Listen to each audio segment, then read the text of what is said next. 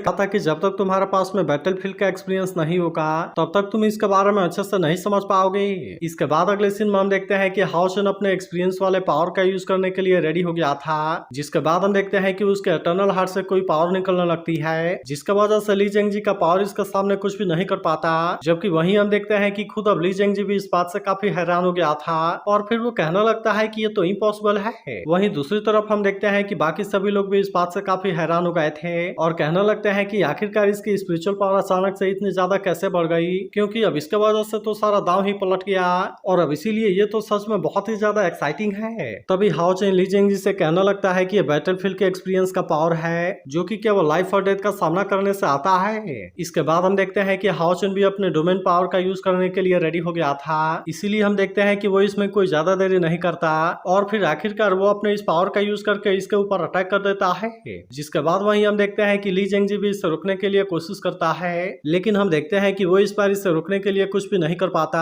और अब आखिरकार वो इसके सामने हार गया था। जिसके बाद वहीं हम देखते हैं कि सभी लोग इस बात से काफी हैरान हो गए थे, जबकि वहीं मास्टर हान कहने लगते हैं कि ये तो हाओ चेन का एक्सपीरियंस है और फिर वो कहते हैं कि क्या यही वो सरप्राइज है जो कि 4 सालों के साइलेंस के बाद यहाँ पर आया है। तभी इसी बीच हम देखते हैं कि मास्टर टियानी भी काफी खुश हो गए थे और फिर वो हाओ चेन से कहते हैं कि तुम तो सच में मेरे गुड ग्रैंडसन हो। इसके बाद हम देखते हैं कि हाओ चेन नीचे आ गया था, जहां हम देखते हैं कि ली जेंगजी की हालत अब काफी खराब हो गई थी और फिर वो हाओ चेन से कहने लगता है कि उस अटैक की पावर ऐसी है जिसके बारे में मैंने कभी पहले फील नहीं किया। अब इसीलिए हम देखते हैं कि वो इसकी तारीफ करने से अपने आप को नहीं रोक पाता और फिर उससे कहता है कि तुम तो सच में बहुत ही ज्यादा पावरफुल हो गए हो। लेकिन इसके बाद भी हम देखते हैं कि हाओ चेन को इस बात से कोई ज्यादा मतलब नहीं होता और फिर वो इससे कहने लगता है कि मेरे लिए लीडर का पोजीशन केवल एक नेसेसरी प्रोसेस है, जबकि मेरा गोल अभी भी हमेशा से ही सेम रहा है और वो है इंसानों को लीड करना। लेकिन इसके बाद वो इससे कहने लगता है कि इसमें हमें तुम्हारी भी जरूरत है। इसके बाद वो इनसे कहता है मैं सबको बता देना चाहता हूँ कि मेरे नया अलायंस का विजन सभी हॉल को एक साथ में यूनाइट करना होगा,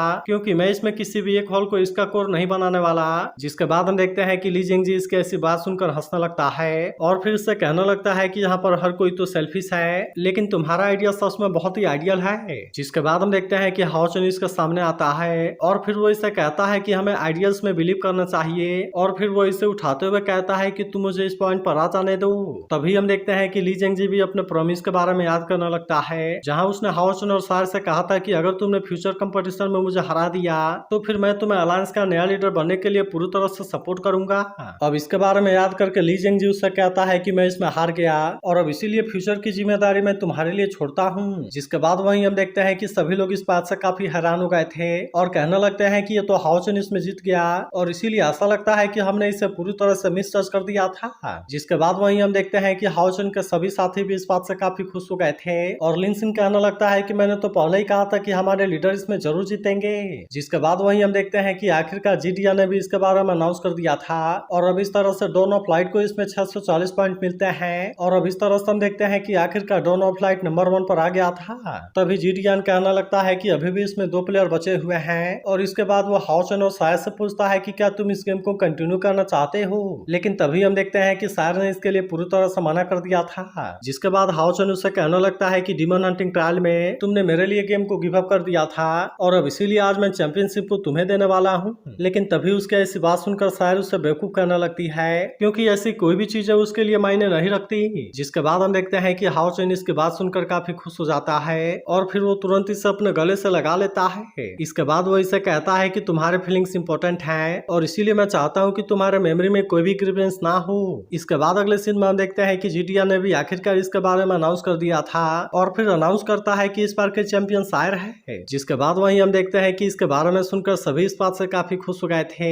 और वे सभी एक साथ में सायर का नाम चिल्लाने लगते हैं। इसके बाद जीडिया सबसे कहता है कि सभी ने इसमें अपना बेस्ट ट्राई किया, जिसके वजह से किसी को भी इसके बारे में रिग्रेट नहीं होना चाहिए और यह असल में होली डीमन कॉन्टिनेंट के सभी सिटीजन को बताने के लिए है, क्योंकि कभी भी इतना आसानी से हार नहीं मानना चाहिए और हम इंसानियत के सवेरे से ही अपने आप को क्रिएट कर सकते हैं। जिसके बाद हम देखते हैं कि इसके बारे में सुनकर सभी खड़े होने लगते हैं, जबकि वहीं जीडियन कहने लगता है कि डॉन ऑफ लाइट इसमें जीता है और अब इसीलिए मैं चाहता हूँ कि इसके सारे मेंबर स्टेज के ऊपर आ जाएं। जिसके बाद वहीं हम देखते हैं कि बाकी सभी भी स्टेज के ऊपर आने के लिए रेडी हो गए थे और वहीं हम देखते हैं कि सभी लोग इनको चीयर्स करने लगते हैं और वे सभी फिर से डॉन ऑफ लाइट का नाम चिल्लाने लगे थे। तभी जीडियन कहने लगता है कि इस टेम्पल कंपटीशन में इनमें से हर किसी ने यहाँ के सभी के ऊपर एक गहरा इंप्रेशन छोड़ा है, इसीलिए अब टेम्पल कंपटीशन के रूल के अनुसार विनिंग पार्टी का लीडर ही अलायंस का नया लीडर होगा। जिसके बाद हम देखते हैं कि इसके बारे में सुनकर फिर से सभी काफी खुश हो गए थे, जबकि वही उदाहरण देखते हैं कि हाओचुन के सभी साथी भी उससे आगे जाने के लिए कहते हैं और फिर उससे कहने लगते हैं कि आप अपने कामयाबी से मिलने के लिए जाओ।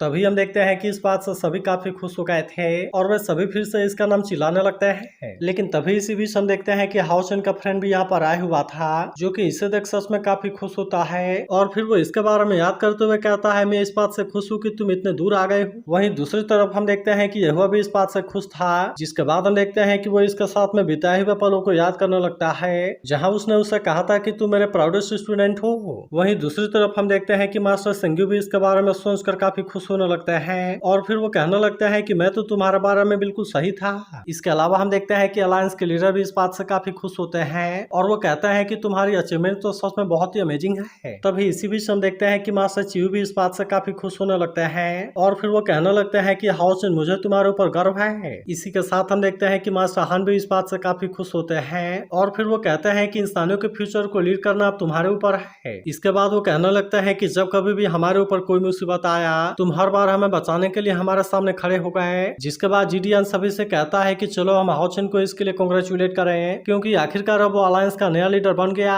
इसके बाद वो इनसे कहता है कि हाओचुन का सक्सेशन सेरेमनी कल होगा और इसी के साथ वो कहता है कि आखिरकार ये तो पूरे लीग का यंगेस्ट लीडर है। लेकिन वहीं दूसरी तरफ हम देखते हैं कि अबाओ के भी बाहर आने का टाइम आ गया था, इसीलिए सभी लोग उसका बाहर ही वेट कर रहे होते हैं और तभी कुछ देर के बाद हम देखते हैं कि अबाओ आखिरकार बाहर आ गया था। तब इसे देख सभी कहने लगते हैं कि इस बार ये केवल लेवल 9 के 7th स्टेज में नहीं पहुंचे हैं, बल्कि अब तो इनके पास में डीमन एम्परर का ऑरा भी आ गया है। मगर तभी हम देखते हैं कि अबाओ हाओचुन के बारे में याद करने लगता है और फिर वो कहता है कि मुझे तो इस बात पर बिल्कुल भी यकीन नहीं होता, क्योंकि मुझे पता है कि तुम इतना आसानी से नहीं मर सकते। अब इसीलिए वो इनसे कहता है कि ह्यूमन डायनेस्टी के ऊपर बारीकी से नजर रखो और जैसे ही कहीं पर भी हाओचुन के ट्रेस के बारे में पता चले मैं चाहता हूँ कि इमीडिएटली तुम इसके बारे में रिपोर्ट करना। तो अगर एक्सप्लेनेशन अच्छी लगी हो तो इस वीडियो को लाइक और इस पर एक कमेंट जरूर करना और अगर आप